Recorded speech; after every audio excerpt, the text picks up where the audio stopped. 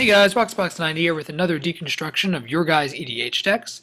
So today I'm kind of excited because finally I've gotten around to ahungrycat's Sigarda Host of Herons deck. So I'm excited because Sigarda is personally my favorite card to come out of Avacyn Restored as a set, and in general one of my favorite angels in general. Haha, I'm so funny sometimes. Or not so funny. So anyway, let's go to Sigarda. Sigarda is a 1 green, 2 white, so 5 CMC cost for a 5/5 legendary, obviously angel.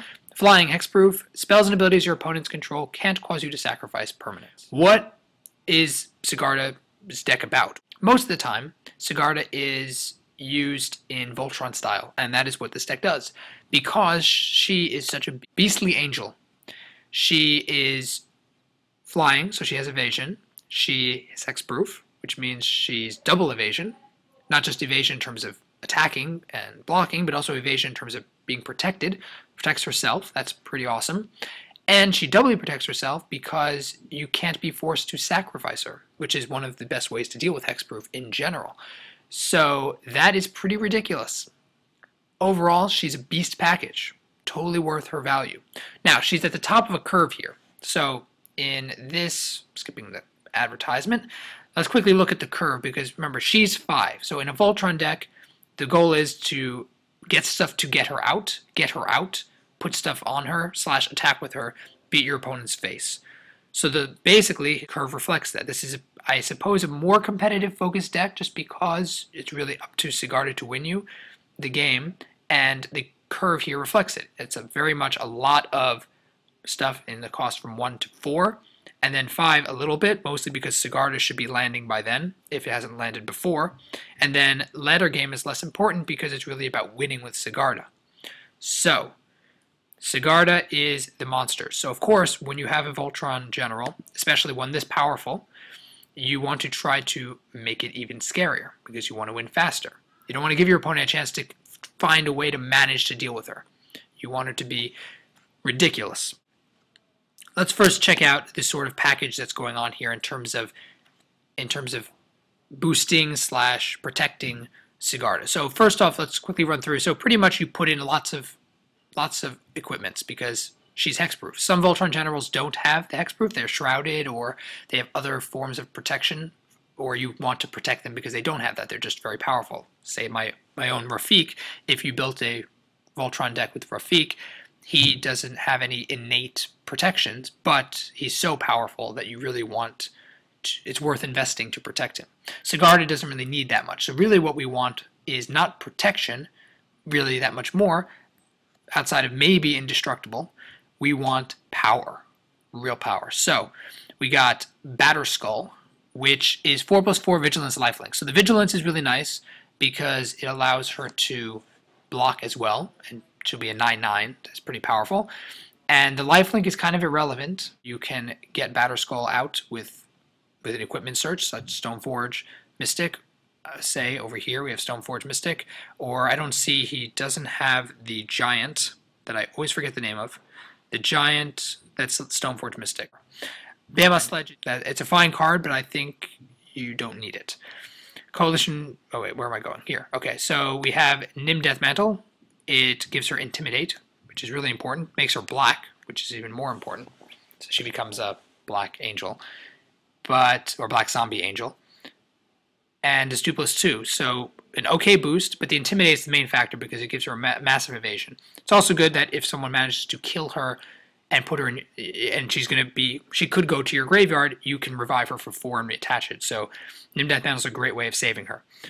Niginata gives 3+0 and trample, and it's a very cheap card. Easy to play, easy to equip to her. I think the trample and the 3/0 for 1 and 2 costs is totally worth it. Caldra, it gives indestructible, but it's expensive. To be honest, really, you can just run Darksteel Plate. It's both cheaper and it's just better than Shield of Caldra in this case. So Darksteel Plate, much better. Skull Clamp, every deck, especially a deck that runs lots of small ramp guys, because once she's in play, you don't need him, so you can feed him into Skull Clamp.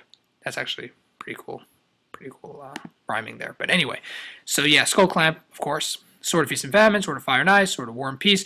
War and Peace is, ironically enough, one of the worst swords. Light and Shadow is better overall because white and black are much greater threats to her than red will be, because red is essentially damage in EDH, and she's generally going to be out of range of the specific damage spells, and black is a much greater threat with its --.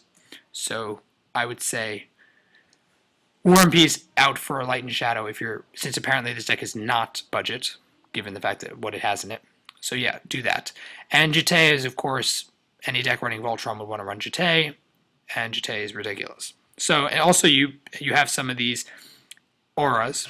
Thing is, she's not an aura-focused general, and auras run the risk of, if they manage to kill her, then you lose 2 for 1 card. That's always a problem. Equipments don't run that same risk. And Face Fetters is a nice way to lock down their stuff. Same thing. Lignify, you don't want to just stall their guys. You want to get rid of them. So I would not do Lignify as a choice.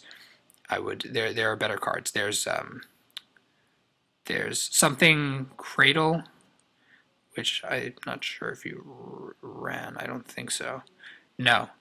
There's a Cradle card that destroys a non-Kithkin or something, or something to that effect. So that's probably better than Lignify. Although Prison Term and Face Fetters are both much better because they can literally lock down generals. As well, of course, you might want to consider O-Ring potentially. So that's basically in terms of what you have for the equipment and stuff for Sigarda. You also have some protection for her as well among your creatures. So you have Sigarda. Obviously, you have Safi to pull her back. You have Mother of Ruins. Loxodon Hierarch officially, I guess, would work as well. Gadok Teague is a pretty good way to stop the bigger spells and things like Black Sun, for example, from taking her down. And it also limits your opponent once. If you land Sigarda and then you land Gadok Teague, then it's going to be very hard for them to beat back at you. And then, of course, Benevolent Bodyguard as well is a good protection. So you got lots of good protections for her and lots of boost stuff. So overall pretty good choices. Maybe 1 or 2 things I would change, but I'm very impressed with the ones you picked out. In terms of your overall land base, you have pretty much what you expect in this sort of deck. You got Brushland Command Tower. Giganto Castle is totally fine. In fact, it might even save Sigarda. Corehaven as well is pretty good in terms of anti-generals. Thicket, as I said with all the Scars lands, I don't like it in EDH because 99% of the time it hits play tapped. Just saying. The cycle lands are okay. Sunpetal, Temple Garden, so the usual stuff, Wooded Bastion. So you pretty much have the solid land base. I think it's a bit much, though, with the amount of ramp you have. You could probably cut out a good 3, maybe even 4 or 5 lands from here. I guess you can pull out maybe the cycle lands and maybe a couple of the basics, and I think you would be totally fine. I think that's totally viable because you have all this other stuff. You got this Avacyn's Pilgrim, and you have Bird's Paradise, Farhaven Elf, Findhorn Elf, Farhaven Elf, Findhorn Elf, Wood Elves, etc. So you have these ramp packages. You have Square Tribe Elder. You got all these cards that are designed to ramp you forward. So I don't think you need as much land as you think you do. So you can replace it with other stuff instead. As well, you also have other protection/destruction things to take their stuff down, which I think is pretty cool, such as you have Grand Abolisher to help prevent them from messing up your turns. You have, of course, removal. You have Beast Within, Swords of Plowshares, Path to Exile, of course. Mana Tithe is a particularly funny spell, and I'm sure it works pretty well too. Crows and Grip, of course, Split Second, can't really prevent it. You have Enlightened Tutor and Eladamri's Call as your 2 main tutors. Where is Worldly Tutor? I do not know, but chances are you want a Worldly Tutor in here because that would allow you to go grab Sigarda if they ever tuck her, which is very important. It also allows you to search up specific creatures you might need, such as protection creatures, if you know your opponent's deck is in good shape against you.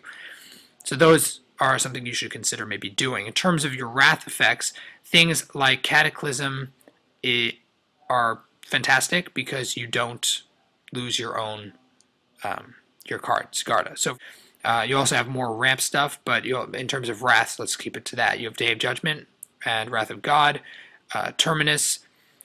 So in terms of Wrath, Day of Judgment, I don't know if you need so many Wraths per se. You might want to run. You might want to run Austere Command, which is not on here, just because it allows you to destroy all creatures with that are smaller than Sigarda, and you can level the field, hopefully, of chump blockers and such while retaining Sigarda, so that's pretty good. Otherwise, you got some other stuff like Regrowth, of course, Harmonize, good draw spells, and in terms of your Planeswalkers, you have, and also like Sylvan Library and such. And then you have Elspeth and Garruk Wildspeaker. Elspeth has the +1, which is fantastic, and Garruk Wildspeaker more ramp. So overall, the deck is really, really solid. Like, really solid. This is definitely a non-budget but fantastic build so far. A couple of little tweaks and such, and yeah, so it's a great deck. Anyway, guys, thanks for watching. Please comment below, and as always, RoxBox90 signing out. See you guys next time.